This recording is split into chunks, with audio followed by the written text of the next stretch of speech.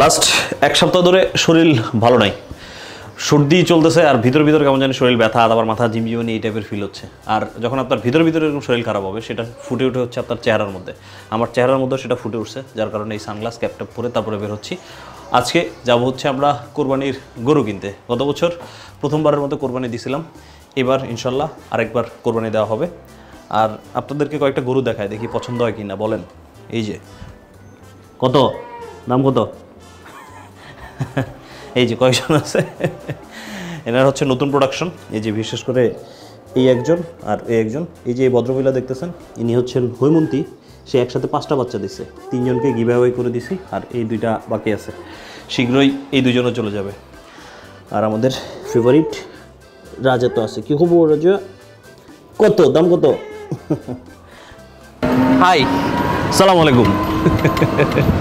আমরা গতবার গেছিলাম হচ্ছে গাবতলিতে গরু কেনার জন্য, এবার যাচ্ছি হচ্ছে ইস্টার্ন হাউজিংয়ের দিকে। ইস্টার্ন হাউজিংয়ের হাইপ হুদায় উঠছে, কেন উঠছে জানি না, মুখে মুখে ছড়াইছে ইস্টার্ন হাউজিং। তো আমরা এখন ইস্টার্ন হাউজিংয়ের দিকে যাচ্ছি গাবতলি ছেড়ে।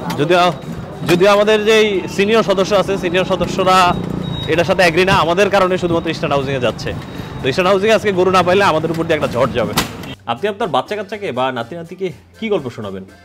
যে আমি হাটে যেতাম না, হাট অনেক নোংরা জানিস, হাটে অনেক বেশি মানুষ থাকে, আর হাটে গেলে গরুর লাথি খাওয়া লাগে, অনেক ভয় লাগতো, তাই আমি হাটে যেতাম না। নাকি এই গল্প শোনাবেন যে জানিস একবার হাটে গেছিলাম, একটা গরু কিনে আমাদেরকে দিয়ে দিছিল, সব কাজিনরা মিলে বাসায় ফিরতেছিলাম, কিন্তু গরুটা আমাদের হাত থেকে ছুটে যায়। পরবর্তীতে 5-10 কিলোমিটার ঘুরে গ্রামে গ্রামে গরুর পিছে দৌড়ে ওই গরুকে নিয়ে বাড়িতে ফিরতে হয়েছিল। এরকম বীরত্বের কাহিনী শোনাবেন, কোনটা কি শোনাবেন সেটা টোটালি আপনার ব্যক্তিগত বিষয়, কিন্তু আমি শুনাইতে চাই ওই বীরত্বের কাহিনীগুলাই। এবং এই বীরত্বের কাহিনী আমার কাছে কম নাই। ছোটোবেলা থেকে এখন পর্যন্ত যতবারই হাটে যাওয়ার সুযোগ হয়েছে, অনেক অনেক কাহিনী আমার লিস্টে অ্যাড হয়েছে। তো এরকম অনেক অনেক কাহিনী আছে থ্রিলিং, এক্সাইটিং, যেগুলো আমার বাচ্চা কাচ্চা বা নাতি নাতিকে শোনাইতে পারবো। আর এই জন্যই প্রতিবারই যখন গরুর হাটে যাই ঈদের আগে, নিজের মধ্যে একটা অন্য রকমের এক্সাইটমেন্ট কাজ করে। অ্যান্ড এই excitement nothing can bit this.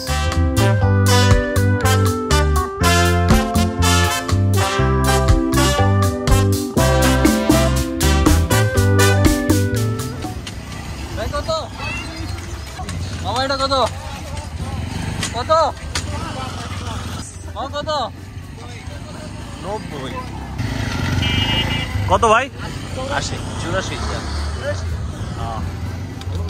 আমরা প্রত্যেকটা গরুর প্রাইস জিজ্ঞেস করতেছি এখান থেকে যতগুলো যাচ্ছে।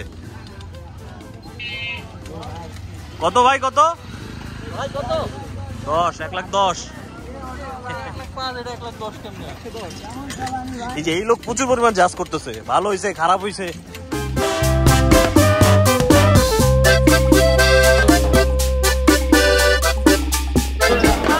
মামা কত? কত হলো মামা? কত হলো?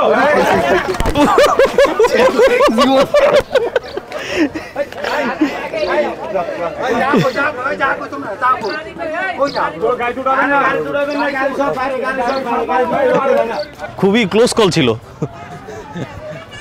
ওরে ওরে, এই 2টা আবার চেয়েছে রে। হায় হায়, 31।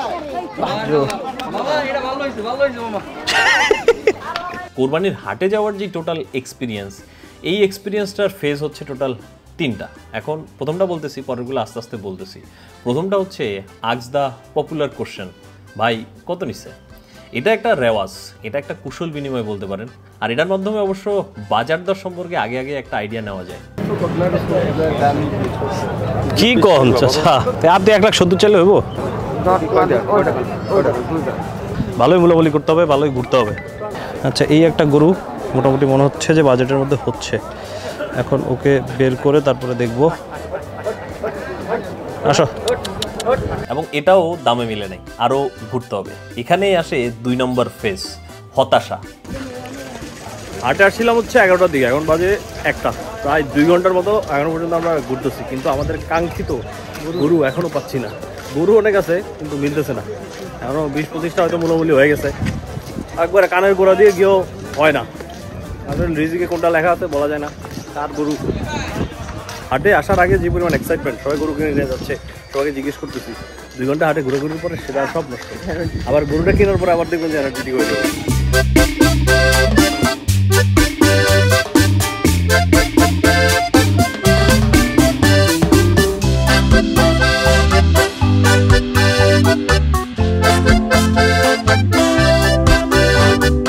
সাকসেসফুলি আমি একটা শট খাইছি, থ্যাংক ইউ। ভাগ্যেস মাংস লাগছে, যদি আড্ডিতে লাগতো আজকে আমার পা ভাঙিয়ে যেত। সাবধান সাবধান ভাই, গরুটা আমার বলতে পারতো যে ভাই আপনার আমার পছন্দ না, দাম আর একটু বাড়াই দিন। আমার লাত্তি মারার দরকার ছিল, ওরা তো বুঝলি উল্টা পাল্টা বুঝলি। আরে কি যে লাত্তিটা বাড়ছে রে ভাই, একদম ওকে বুঝি দেখতে শুনবেন, সত্যি কথা যখন এই কথাটাই বললাম 25,000 টাকা আমি দাম চাইছি, নিলে নেবে, না নিলে আমি 22,000 টাকা দিয়ে খালি ঘর। কোন জায়গায় চাচা এটা? কুষ্টিয়ায় ভাই। কুষ্টিয়ার?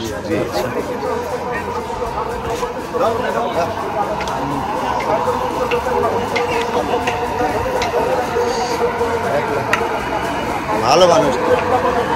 অ্যান্ড পুরা মার্কেট খোঁজাখুঁজির পরে আলহামদুলিল্লাহ আমরা গিয়ে এই গরুটাকে পছন্দ করছি। আর গরুর মালিক হচ্ছেন আমি নজরুল ইসলাম, গরু বেচছি ভাইয়ের কাছে। ভাই গরু কই পালছেন? আমি বাসায় পালছি, আমি নিজেই পালছি গরুটা। সুন্দর একটা সুস্বাদু মাংস হবে। কোনো কিছু প্রক্রিয়া খাওয়ানো নাই গরুর, সবুজ ঘাস খাওয়িয়ে গরু তৈরি করা। কত বছর পালছেন আপনি? আমি 1 বছর পালছি, আমি কিনছিলাম 1 বছর পাইলে আমি ঢাকায় নিয়ে আসছি। ভাই আলহামদুলিল্লাহ আপনি আসলে বড় স্যাক্রিফাইস করতেছেন। আলহামদুলিল্লাহ আমরা তো টাকা দিচ্ছি কিন্তু পালছেন আপনি, বড় বছর আপনি আল্লাহ কবুল করুক। ঠিক আছে ঠিক আছে, দিয়ে দেন একটা সাপোর্ট দিয়ে দেন, গরু পিঠে একটা সাপোর্ট দিয়ে দেন। দেন গরু দিয়ে দিলাম আপনাকে। এই দাও, খাওয়াই দাও, একটু খাওয়াই, আরো খাওয়াও, দাও ভালো করে খাওয়াই দাও। এবং অলমোস্ট 3.5 ঘন্টা ঘোরার পরে তার পরবর্তীতে গিয়ে আমাদের গরু ফাইনাল হয়েছে আলহামদুলিল্লাহ। এই যে লাস্ট থাপড় দিয়ে দিছে, গরু ডান। আর লাস্টবারের মতো এখন গরুটার একটু খাওয়া টাওয়াই দিচ্ছে আর কি। আর যেটা আমি বলতেছিলাম যে সবচেয়ে বড় স্যাক্রিফাইসটা ওনারা করে, কারণ 1 বছর বা 1.5 বছর এই গরুটাকে ওনারা পালছে, তাই গরুর সাথে ওনাদের একটা ভালো সম্পর্ক হয়েছে বা হচ্ছে ভালো ইমোশনাল বন্ডিং তৈরি হয়েছে। তাই ওনাদের জন্য এটা হচ্ছে সবচেয়ে বড় স্যাক্রিফাইস। আমরা তো এতক্ষণ ঘুরতেছি, করে টাকা দিয়ে কিনে নিচ্ছে, আমাদের জন্য টাকাটা স্যাক্রিফাইস। যাক, তারপরেও উপরওয়ালার কাছে কিছুই যাবে না, যাবে হচ্ছে মনের ইচ্ছাটুকু।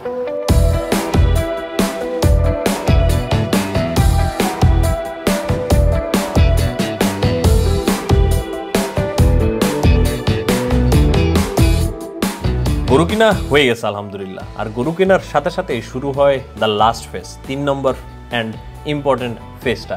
সেটা হচ্ছে অ্যান্সার দ্য পপুলার কোশ্চেন, যেটা আপনি হাটে ঢোকার সময় এতক্ষণ জিজ্ঞেস করছিলেন, সেটাই এখন আপনাকে অ্যান্সার করতে হবে।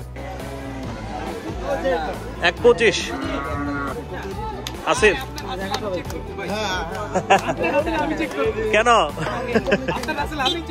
করেন, চেক করেন, দেখেন নাম ঠিক আছে নি? হ্যাঁ সব ঠিক আছে মাশাআল্লাহ। ঠিক আছে, ওকে। 25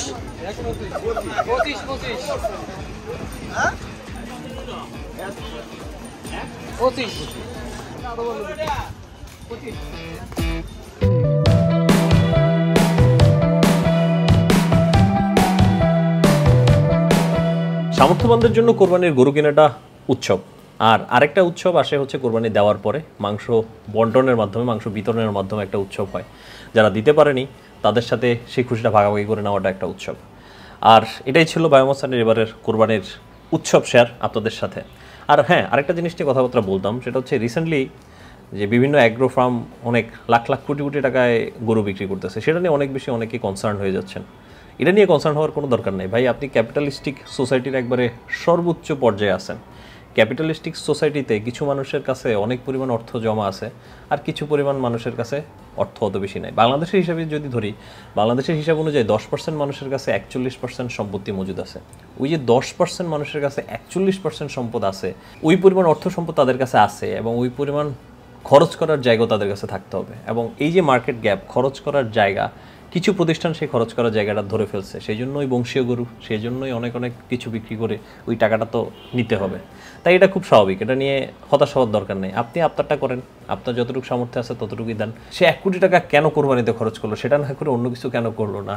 আরেকজন 1 কোটি টাকা কেন তার কাছ থেকে নিল, সেটার জবাব নিশ্চয়ই উপরওয়ালার কাছে আপনাকে দিতে হবে না।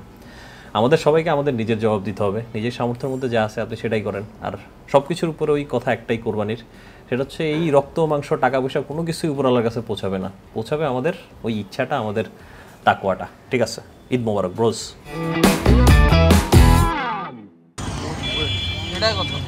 কত দাম কত কইছে